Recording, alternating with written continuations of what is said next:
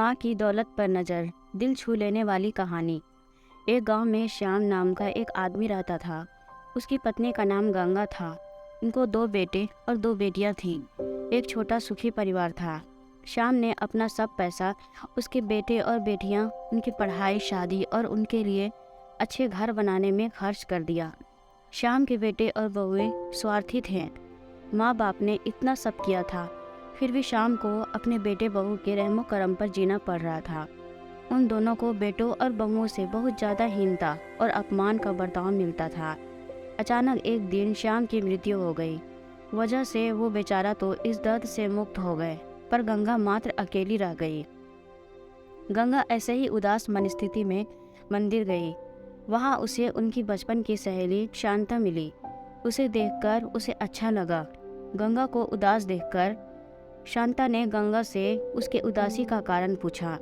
गंगा ने अपनी दुखी जीवन का सभी विवरण बताया। वह सब सुनकर शांता ने उसे गुप्त में कुछ तो कहा। वो सभी सुनकर गंगा को थोड़ा सा आधार मिला। दूसरे दिन सुबह जिस प्रकार शांता के बताए अनुसार शांता एक बैग लेकर गंगा के पास गई और वो जैसे पहली बार ही मिल रही हो ऐसा बर्ताव किया। शांता ने गंगा को गले लगा लिया। गंगा ने शांता को पूछा, शांता तुम यहाँ हमारे गांव में कब आई और किसके घर ठहरी हो? गंगा के दोनों बहू गंगा की आवाज़ सुनकर तुरंत अंदर से बाहर आई। उन दोनों को देखकर शांता बोली, अरे मैं दूसरे घर कहाँ पर रहूँगा? हम दोनों मौसेरी बहनें हैं, तो भी सगी बहनों से ज़्यादा हमारा रिश्ता अटूट है। मुझे जीजा जी गुजर गए मालूम पड़ा, इसलिए मैं तुम्हें मिलने के लिए और भेंट देने के लिए आई हूँ। पहले दिन तय किए अनुसार गंगा बोली, शांता तुम मुझे मिलने आई यह सुनकर बहुत अच्छा लगा, पर तुम मुझे भेंट देने के लिए कुछ लाई हो, उसका अर्थ मुझे कुछ समझ में नहीं आया। शांता जानबूझकर रोने का सुर निकालकर बोली, अरे गंगा, मुझे पता है कि आप दोनों ने तुम्हारा सभी पैसा बेटे बेटी के पढ़ाई, शादी और उनके लिए अच्छा घर बनाने के लिए खर्च कर डाले। आप दोनों ने खुद के लिए कुछ भी नहीं रखा।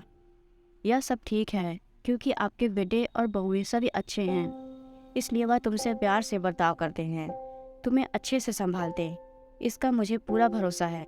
लेकिन हमारे यहाँ सब उल्टा है। हमारी आर्थिक परिस्थिति अच्छी होकर भी बेटे पढ़े नहीं, इस वजह से वह कोई भी उद्योग धंधा नहीं करते हैं।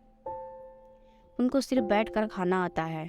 अमीर है, इस वजह से उनकी शादी भी हो गई, परंतु उनकी पत्नियां हम दोनों का बार बार अपमान करती रहती हैं और मेरे बच्चे वह देखकर भी कुछ भी नहीं बोलते उन्हें। फिर शांता आंखें पोंछने का नाटक करती है और वह आगे बोली, अभी ऐसी परिस्थिति में हम दोनों को जीने की इच्छा भी नहीं होती और अब हमारी ज़िंदगी भी कितनी बची है। इसलिए मैंने तय किया कि मेरे पति का नज़दीकी कोई भी नहीं और तुम्हारे सिवा मेरा कोई भी नहीं है, इसलिए सब पैसा बेटों को देने के बजाय तुम्हें आधे पैसे दे दूं। ऐसा विचार करके मैं मेरे पति की रजामंदी से 25 तोला वजन के 10-12 सोने के गहने और 50,000 इस बैग में लाई। इस बैग में 45,000 नोटें हैं और 1 रुपये की 50,000 नाणे। अभी तुम कुछ भी ना कहते हुए हमारा प्यार समझकर यह बैग और उसकी चाबी ले लो। मैं सिर्फ तुम्हारे पास चाय पीकर तुरंत चली जाऊंगी। शांता का यह बोलना सुनकर सास की बहन कोई सामान्य औरत नहीं है, बल्कि बहुत अमीर औरत है और धन की तिजोरी साथ लाई है। ऐसा विचार करके गंगा की बड़ी बहू का नाटक करके उनको बोली, क्या मासी आप इतनी जल्दी क्यों जा रही हो? अभी आए हो तो रहो हमारे घर 2-4 दिन। आपके बेटे और बहू भी नई पीढ़ी के हैं, इस वजह से आप उनकी तरफ ध्यान मत दीजिए। आप दोनों पति पत्नी ने आपका जीवन यशस्वी किया, वैसे ही हमें भी उस बारे में मार्गदर्शन दिया तो अच्छा होगा और कैसे जीवन जीना है हमें भी समझ आ जाएगा। तभी शांता उसे बोली, मेरे पति के दोस्त आज प्लेन से रात को 12 बजे हमारे घर आने वाले हैं, इस वजह से मुझे जाना होगा। हर एक मनुष्य की ज़िंदगी में ऐसा प्रसंग आता है कि जिसकी वजह से उसकी आंखें खुलती है और वह मनुष्य समझदार होगा तो उसे मार्गदर्शन दिखता है। ऐसा बोलकर शांता चाय पीकर वहाँ से चली गई। शांता के जाने के बाद गंगा के दोनों बेटे और बहुएं उससे बहुत अच्छा बर्ताव करने लगी, बहुत प्यार और देखभाल करने लगे। गंगा खाना खाने के बाद रात को अपने रूम में जाकर दरवाजे की कुंडी लगा लेती। दिए हुए पैसे पत्थर पर पीट कर बचाकर गिनती थी। नानों का आवाज़ रात के समय स्पष्ट उनके बेटे और बहू को सुनाई देता था और उनका गंगा पर और ज़्यादा प्यार बढ़ने लगता। ऐसा 5-6 महीने तक चलता रहा, लेकिन पैसे गिनने का काम मात्र ख़त्म नहीं हो रहा था और ये सिलसिला गंगा ने अपने मरने तक चालू रखा। गंगा के आखिरी 6 साल खुशियों में बीते, परंतु एक दिन अचानक गंगा की मृत्यु हो गई। उसके जाने के बाद रिवाज और लोक लाज के लिए उसके बहुओं ने और बेटों ने आंसू बहाए। फिर उन्होंने शमशान से आने के बाद उन्होंने तुरंत माँ के रूम में जाकर उस बैग का ताला खोला और क्या उनको धक्का लगा, क्योंकि उसमें सिर्फ पुराने समाचार पत्र, 4-5 वजनदार पत्थर और सिर्फ 1 रुपया था।